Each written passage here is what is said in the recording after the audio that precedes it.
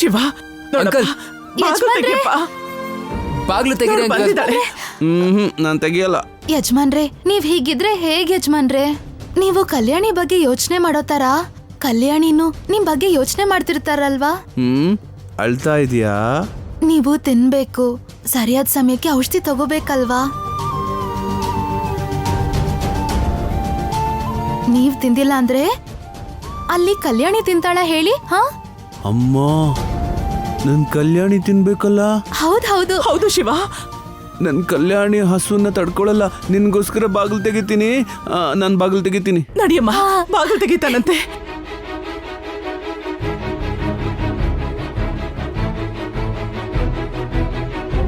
ಯಜಮಾನ್ರೆ, ಶಿವ, ಇವಳಿಗೆ ಯಾಕೆ ಊಟ ತಂದಿಲ್ಲ? ತಗೊಂಬ. ಕಲ್ಯಾಣಿಗ್ ತಿನ್ಸೋಣ. ಆ ಮಾಡು, ಆ ಮಾಡು. ಕಲ್ಯಾಣಿ ಆ ಮಾಡು.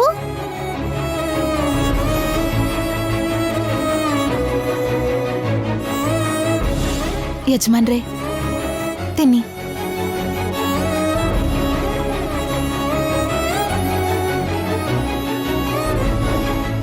ನನಗ್ ಬೇಡ.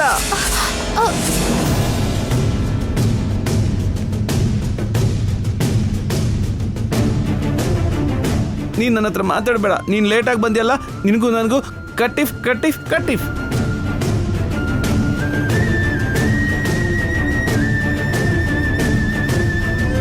ಏನ್ ಕಂದ?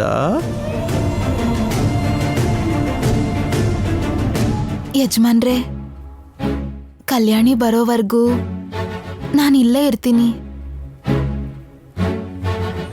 ಯಜಮಾನ್ರೆ, ಕಲ್ಯಾಣಿ ಅಷ್ಟೇ ಅಲ್ಲ, ನಾನು ಕೂಡ ಊಟ ಮಾಡಿಲ್ಲ.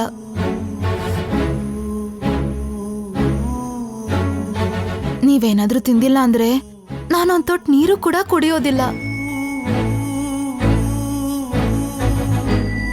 ನೀವ್ ನನ್ನನ್ನ ಕಲ್ಯಾಣಿ ಅಂತ ಹೇಳ್ತೀರಲ್ವಾ? ಮತ್ತೆ ಈ ಕಲ್ಯಾಣಿ ತಿಂದಿಲ್ಲ ಅಂದ್ರೆ ನಿಮಗ್ ಪರವಾಗಿಲ್ವಾ? ಆದ್ರೂ ನಾನ್ ತಿನ್ನಲ್ಲ. ಹಾಗಾದ್ರೆ ಕಲ್ಯಾಣಿನ್ ಕ್ಷಮ್ಸಲ್ವಾ? ನನ್ ಕಲ್ಯಾಣಿ ನಿಮ್ ಕಲ್ಯಾಣಿ ತಾನೇ ತಪ್ಪು ಮಾಡಿದ್ದು. ಅದಕ್ ನಾನೇ ಶಿಕ್ಷೆ ಅನ್ಭವಿಸ್ತೀನಿ ಬಿಡಿ. ಅಮ್ಮವ್ರೆ, ಇದನ್ನ ಹಿಡ್ಕೊಳ್ಳಿ ಒಂದ್ ನಿಮಿಷ.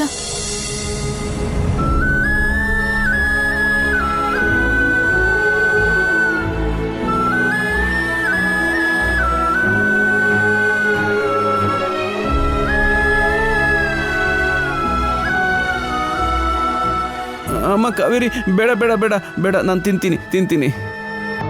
ಮತ್ ದಿನ ಬೇಗ ಬರ್ತೀಯಾ? ಬೇಗ ಬರ್ತೀನಿ. ನೀನ್ ಬೇಗ ಬಂದ್ರೆ ನಾನು ತಿನ್ನೋದು. ಅಮ್ಮ ಕೊಡಿ, ಬನ್ನಿ.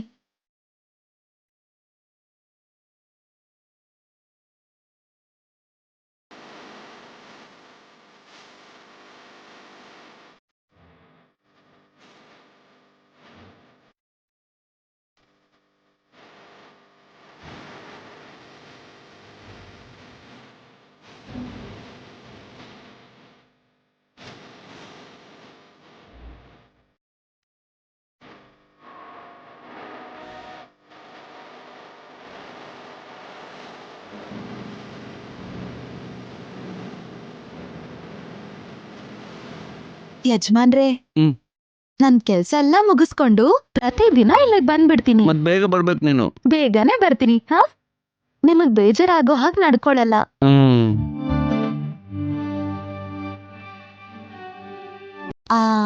ಅದಷ್ಟೇ ಅಲ್ಲ, ಕಲ್ಯಾಣಿ ನಿಮ್ಗೆ ಬೇಗ ಸಿಗ್ಬೇಕು ಅಂತ ಆ ದೇವ್ರಲ್ಲಿ ನಾನು ಕೇಳ್ಕೊತೀನಿ. ಕಲ್ಯಾಣಿ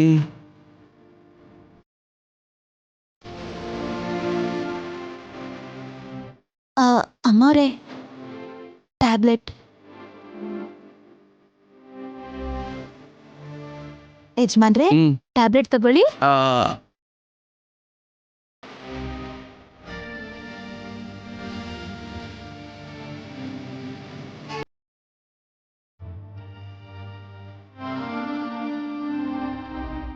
ತುಂಬಾ ಅದೃಷ್ಟವಂತೆ ತಾಯಿ.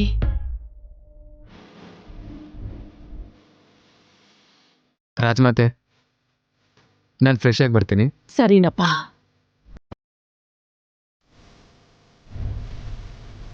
ನೀನ್ ಬೇಗ ಬಂದ್ರೆ ನಾನು ತಿನ್ನೋದು.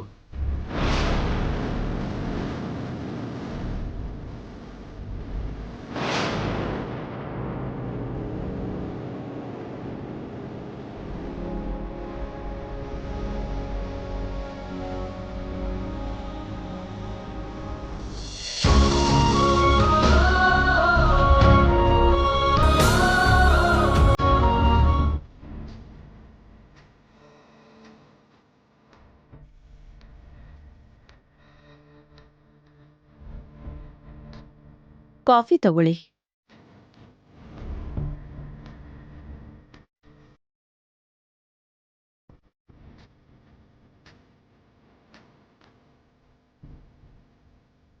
ಏನ್ರಿ? ಕಾಫಿ.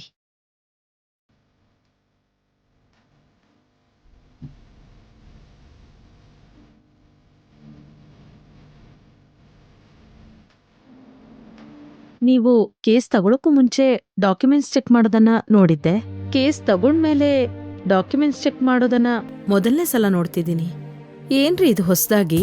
ನನ್ನ ಬಲಹೀನತೆಗಳ ಬಗ್ಗೆ ನಾನು ತಗೊಂಡಿರೋ ಅಷ್ಟು ಕೇಸ್ಗಳಲ್ಲಿ ಇಲ್ಲಿವರೆಗೂ ಯಾವ ಲಾಯರ್ಗೂ ಗೊತ್ತಿರಲಿಲ್ಲ. ಆದರೆ ಇವತ್ತು ನನ್ನ ವಿರುದ್ಧವಾಗಿ ವಾದ ಮಾಡೋಕೆ ಬಂದಿರೋದು ಬೇರೆ ಯಾರೂ ಅಲ್ಲ, ನಮ್ಮ ಸುಪುತ್ರ ಪೃಥ್ವಿ.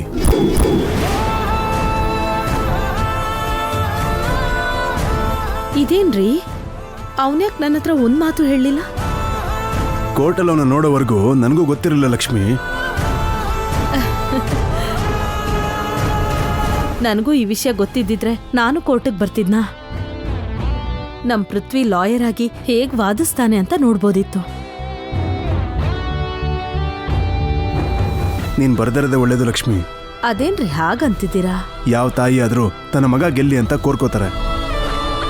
ನೀನು ಕೋರ್ಟಿಗೆ ಬಂದರೆ ಒಂದು ಕಡೆ ಕಟ್ಕೊಂಡಿರೋ ಗಂಡ, ಇನ್ನೊಂದು ಕಡೆ ಹೆತ್ತಿರೋ ಮಗ, ಇಬ್ಬರಲ್ಲಿ ಯಾರು ಗೆಲ್ಲಿ ಅಂತ ಕೋರ್ಕೋತ್ಯಾ? ನೀವು ನೋಡದೇ ಇರೋ ವಿಜಯ ಇಲ್ಲ, ನೀವು ಗೆಲ್ದೇ ಇರೋ ಕೇಸ್ ಇಲ್ಲ. ನನ್ ಮಗನ್ಗಿದು ಫಸ್ಟ್ ಕೇಸ್ ಆಗಿರೋದ್ರಿಂದ ಅವನೇ ಗೆಲ್ಲಿ ಅಂತ ಕೇಳ್ಕೊತೀನಿ. ನಾನಿದ್ರೇನೆ ಅವನು, ನಾನಿಲ್ಲ ಅಂದ್ರೆ ಅವನಿಲ್ಲ. ಬೆಂಕಿಲೇ ಅಡುಗೆ ಮಾಡ್ತೀವಿ, ಹಾಗಂತ ಬೆಂಕಿನೇ ತಿನ್ನಕ್ಕಾಗತ್ತಾ ಹೇಳಿ? ಅಡುಗೆನೇ ಅಲ್ವಾ ತಿನ್ನೋದು, ಇದು ಕೂಡ ಅಷ್ಟೇ.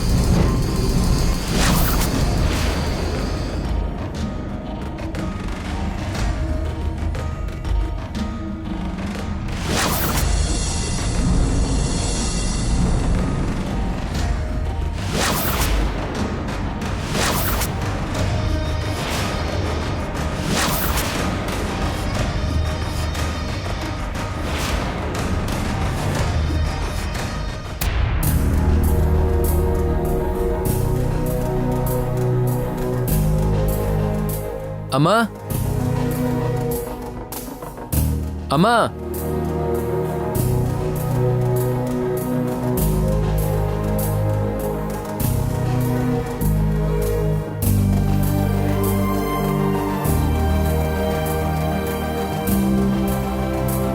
ವಕೀಲ್ ಸಾಹೇಬ್ರೆ.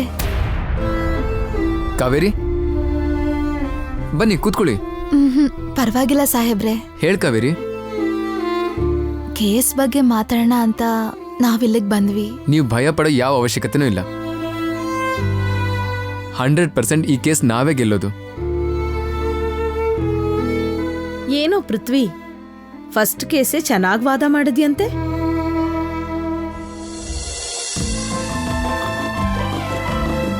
ಹೌದಮ್ಮ, ಟೆನ್ಷನಲ್ಲಿ ಹೇಳೋದು ಮರ್ತೋದೆ. ಟೆನ್ಷನಲ್ಲಿ ಹೇಳೋದನ್ನ ಮರ್ತ್ಬಿಟ್ಯಾ? ಇಲ್ಲ ಅಂದ್ರೆ ಕೇಸ್ ಗೆದ್ದ ಮೇಲೆ ಸರ್ಪ್ರೈಸ್ ಕೊಡೋಣ ಅಂತ ಹೇಳಿಲ್ವಾ? ಹಾಗೆಲ್ಲ ಏನೂ ಇಲ್ಲಮ್ಮ.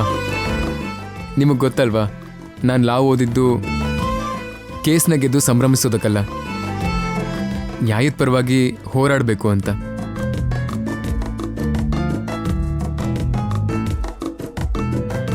ಕಾವೇರಿ ಕಷ್ಟ ನೋಡಿ ಅವ್ರ ಫ್ಯಾಮಿಲಿಗೆ ನ್ಯಾಯ ಕೊಡಿಸ್ಬೇಕು ಅಂದ್ಕೊಂಡೆ.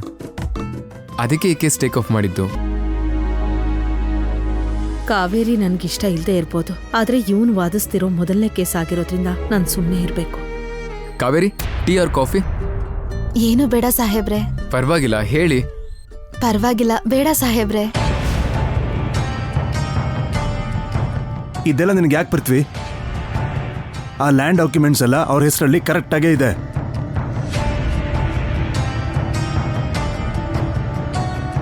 ನೋಡಮ್ಮ, ಎಲ್ಲಿ ಏನು ಬದಲಾಗಿದೆಯೋ ಗೊತ್ತಿಲ್ಲ. ಡಾಕ್ಯುಮೆಂಟ್ಸಲ್ಲಿದ್ದ ಸರ್ವೆ ನಂಬರ್ನ ನಾನು ಮತ್ತೆ ಚೆಕ್ ಮಾಡಿ ನೋಡಿದೆ, ಎಲ್ಲ ಕರೆಕ್ಟಾಗೇ ಇದೆ.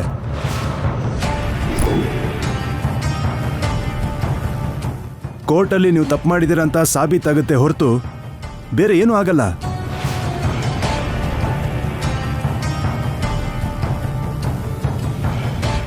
ಪೃಥ್ವಿ, ನೀನಾದ್ರೂ ಅವಳಿಗೆ ಅರ್ಥ ಆಗೋ ಥರ ಹೇಳು. ಇಲ್ಲ ಅಪ್ಪ, ಕಾವೇರಿ ಕಡೆನೂ ಕೂಡ ಡಾಕ್ಯುಮೆಂಟ್ಸ್ ಕರೆಕ್ಟಾಗೇ ಇದೆ. ಪೃಥ್ವಿ, ನೀನು ಫಸ್ಟ್ ಕೇಸಲ್ಲೇ ಸೋಲು ಅನುಭವಿಸೋದು ನನಗಿಷ್ಟ ಇಲ್ಲ, ಅದಕ್ಕೆ ಹೇಳ್ತಾ ಇದ್ದೀನಿ. ಹೌದು ಪೃಥ್ವಿ, ನಿಮ್ಮಪ್ಪ ಕೇಸ್ ತಗೋತಾ ಇದ್ದಾರೆ ಅಂದ್ರೆ ಅದು ನ್ಯಾಯಯುತವಾಗಿದ್ರೆ ಮಾತ್ರ ತಗೋತಾರೆ, ಹಾಗೆ ಗೆಲ್ತಾರೆ. ಹಾಗೆ ಈ ಕೇಸು ಗೆಲ್ಲಿ ಬಿಡಮ್ಮ, ಪ್ರಯತ್ನ ಪಡೋದ್ರಲ್ಲಿ ಏನೂ ತಪ್ಪಿಲ್ಲ ಅಲ್ವಾ? ಸರಿ, ನಿನ್ನಿಷ್ಟ.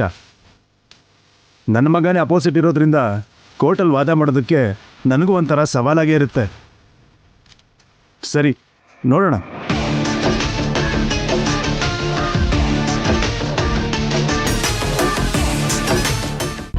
ವಕೀಲ್ ಸಾಹೇಬ್ರು ನಮಗ್ ನ್ಯಾಯ ಕೊಡಿಸ್ಬೇಕು ಅಂತ ಅವ್ರ ಅಪ್ಪನ್ನೇ ಎದುರಾಕೋತಾ ಇದ್ದಾರೆ. ಇಂಥ ಮನುಷ್ಯರು ಈ ಕಾಲದಲ್ಲಿದ್ದಾರೆ ಅಂದ್ರೆ ನಿಜವಾಗ್ಲೂ ನನಗೆ ನಂಬಕ್ಕೆ ಆಗ್ತಿಲ್ಲ. ಕಾವೇರಿ, ನನ್ನ ನಂಬು. 200% ಈ ಕೇಸ್ನ ನಾವೇ ಗೆಲ್ಲೋದು. ಅದಕ್ಕೆ ಬೇಕಾಗಿರೋ ಎಲ್ಲ ಆಧಾರಗಳು ನಮ್ಮ ಹತ್ರ ಇದೆ.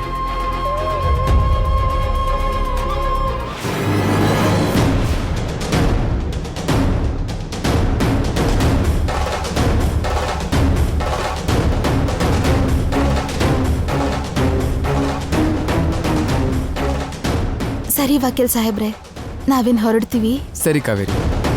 ಒಂದ್ ನಿಮಿಷ, ಹೀಗ್ ಕೇಳ್ತಾ ಇದ್ದೀನಿ ಅಂತ ಬೇಜಾರ್ ಮಾಡ್ಕೋಬೇಡಿ.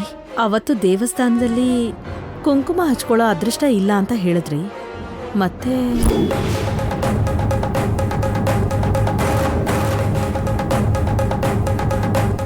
ನಮ್ಮಪ್ಪ ಬದುಕಿದ್ದಾರೆ.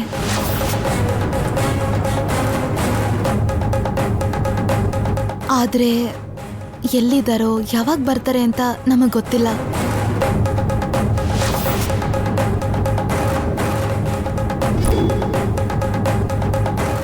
ಒಂದ್ ನಿಮಿಷ ಇರಿ.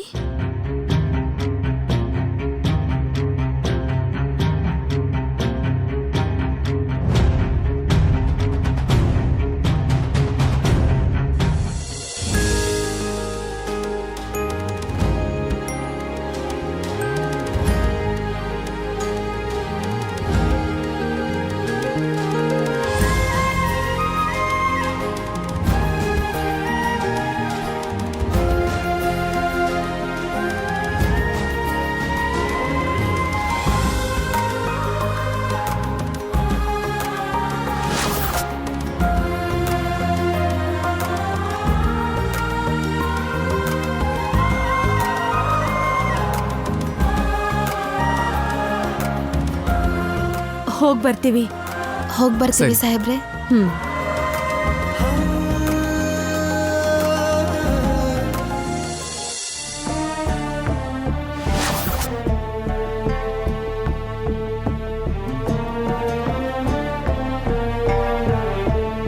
ಇತ್ತೀಚೆಗೆ ಯಾರ್ ನೋಡಿದ್ರು ಕುಂಕುಮ ಕೊಡ್ತಿದ್ದಾರೆ. ನಿಮ್ಮಪ್ಪ ಬದುಕಿದ್ದಾರೆ ಅಂತ ಎಲ್ರೂ ಹೇಳ್ತಿದ್ದಾರೆ. ಆದ್ರೆ ಎಲ್ಲಿದಾರೋ ಯಾವಾಗ ಬರ್ತಾರೋ ಯಾರು ಹೇಳ್ತಿಲ್ಲ. ಅಮ್ಮ, ಚಿಕ್ಕ ವಯಸ್ಸಿಂದ ನೋಡ್ತಾ ಇದ್ದೀನಿ, ಯಾವಾಗ್ಲೂ ನಿನ್ ಹಣೆಯಲ್ಲಿ ಕುಂಕುಮ ಇದ್ದಿದ್ದೇ ನೋಡಿಲ್ಲ. ಇವಾಗ ನೋಡ್ತಾ ಇದ್ದೀನಿ. ನಿನ್ ಹಣೆಲಿರೋ ಕುಂಕುಮನ ಕೆಲವರು ಅಳಿಸ್ಬೇಕು ಅಂತ ನೋಡಿದ್ರೆ ಇನ್ ಕೆಲವರು ಸರಿ ಮಾಡ್ಬೇಕು ಅಂತ ನೋಡ್ತಾರಮ್ಮ. ಅಂದ್ರೆ ನನ್ಗೂ ಕೂಡ ಎಲ್ಲೋ ಒಂದ್ ಕಡೆ ನಂಬಿಕೆ ಬರ್ತಿದೆ ಅಮ್ಮ, ನಮ್ಮಪ್ಪ ಬದುಕೆ ಇದ್ದಾರೆ ಅಂತ. ಆ ವಿಷಯ ನಿಜ ಆಗಿದ್ರೆ ನಮ್ ಕಷ್ಟಗಳು ಸ್ವಲ್ಪ ಆದ್ರೂ ತೀರತ್ತೆ ಕಾವೇರಿ. ಹೌದಮ್ಮ. ಅಮ್ಮ, ಹೋಗೋಣ ಬಾ. ಅಜ್ಜಮ್ಮ ಹೊಸ್ಲಲ್ಲೇ ಕಾಯ್ಕೊಂಡ್ ಕೂತಿರ್ತಾಳೆ. ಶಂಕು ಬಾವ ದುಡ್ಡಿನ ಬಗ್ಗೆನೇ ಯೋಚನೆ ಮಾಡ್ತಿರ್ತಾನೆ. ಹೋಗಿ ವಿಷಯ ಹೇಳೋಣ ಬಾ ಅಮ್ಮ.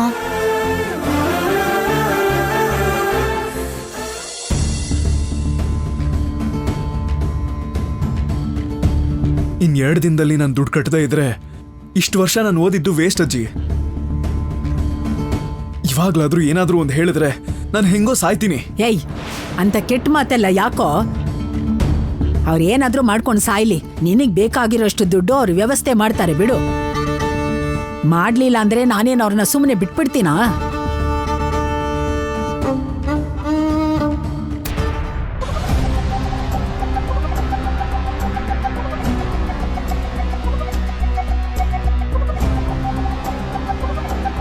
ಏನ್ರೇ ಸಪ್ಮೊರೆ ಹಾಕೊಂಡ್ ಹಂಗ್ ಬಂದ್ ನಿಂತಿದ್ದೀರಾ?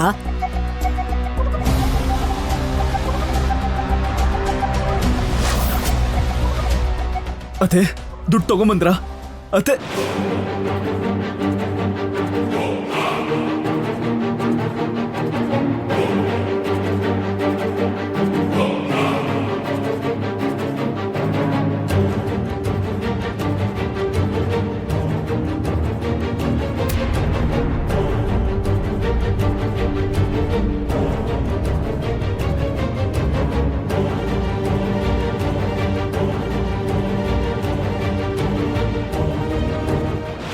ಅಯ್ಯೋ ಅಯ್ಯೋ ಬೇಡ್ವೋ?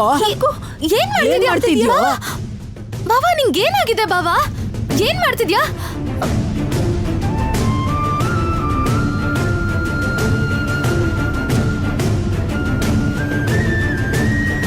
ಏನಿದು ಬಾವಾ? ನಿಂಗೇನಾದ್ರೂ ಹುಚ್ಚಿಡ್ದಿದ್ಯಾ? ಹುಚ್ಚ ಹಿಡಿಯತ್ತೆ ಕಾವೇರಿ. ನೀನೇನೋ ಇವತ್ತು ನಾಳೆ ಅನ್ಕೊಂಡು ನನ್ ಮಾತ್ ಮರ್ಸಿ ಕಾಲ ಕಳೀತಾ ಇದ್ಯಾ. ನೀನ್ ಕಾರಣ ಕೊಟ್ಟಂಗೆ ನಾನು ಕಾಲೇಜಲ್ಲಿ ಹೋಗಿ ಕಾರಣ ಕೊಡಕ್ಕಾಗಲ್ಲ.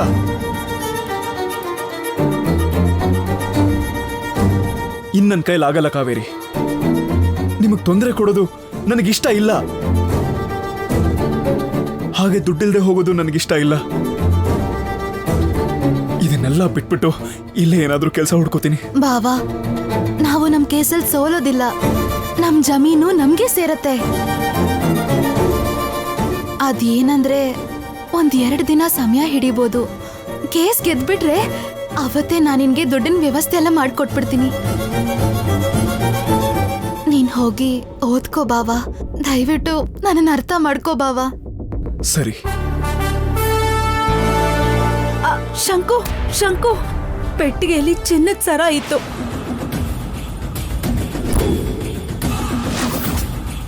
ಅದೀಗ ಕಾಣಿಸ್ತಿಲ್ಲ ಶಂಕು.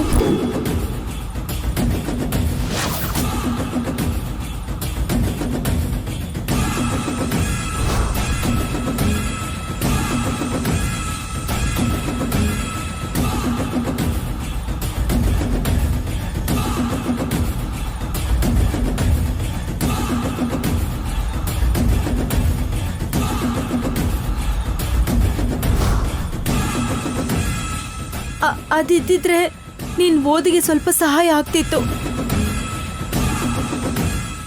ನಿನ್ನೆ ನಾನು ನೋಡ್ದಾಗಿತ್ತು, ಇವತ್ತೇ ಕಾಣಿಸ್ತಾ ಇಲ್ಲ.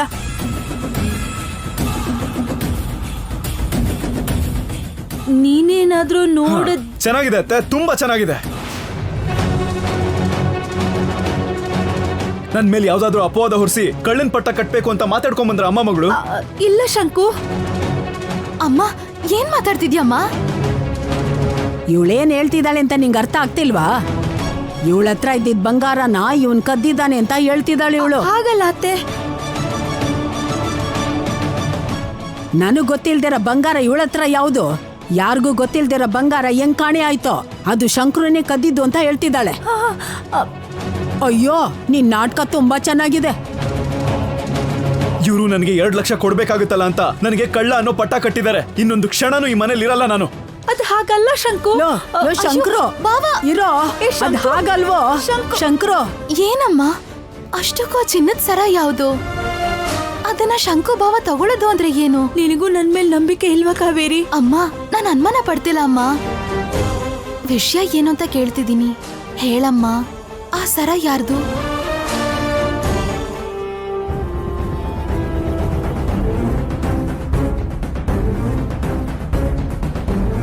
ಅಮ್ಮ, ಹೇಳಮ್ಮ. ನೀನ್ ಹುಟ್ಟಿದ ಹಾಗೆ ನನಗ್ ಸಿಕ್ಕಿದ ಆಭರಣ ಅದು. ನೀನ್ ದೊಡ್ಡವಳಾದ್ಮೇಲೆ ನಿನಗ್ ಹಾಕ್ಬೇಕು ಅಂತ ಯಾರಿಗೂ ಗೊತ್ತಾಗ್ದಾಗೆ ಮುಚ್ಚಿಟ್ಟಿದ್ದೆ. ಅದಷ್ಟೇ ಅಲ್ಲ, ನೀನ್ ಹುಟ್ಟಿದ್ಮೇಲೆ ಸಿಕ್ತು ಅಂತ ನಿನ್ ನೆನಪಿಗೋಸ್ಕರ ಇಟ್ಕೊಂಡಿದ್ದೆ. ಈಗ ನಿನಗಿರೋ ಪರಿಸ್ಥಿತಿ ನೋಡಿ ನಿನಗೆ ಉಪಯೋಗ ಆಗತ್ತೇನೋ ಅಂತ ಕೊಡೋಣ ಅಂತ ನೋಡಿದ್ರೆ ಇರ್ಲಿಲ್ಲ.